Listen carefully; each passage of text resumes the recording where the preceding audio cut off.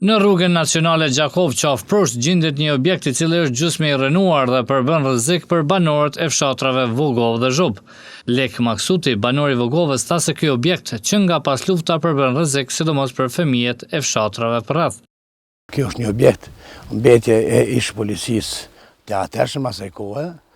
dhe sigurisht është I rrezikuar për vetë banorët, por kisha bë apel të zonat përkatëse Treblisë Kosovë, gjese, komuna Gjakovës,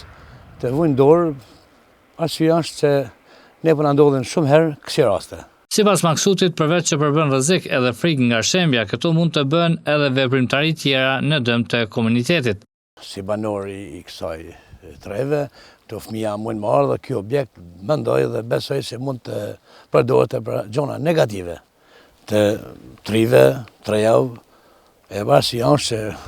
mundësisht të kenë parasysh institucionet përkatëse në këtë objekt se ta rigjenerojnë ose ta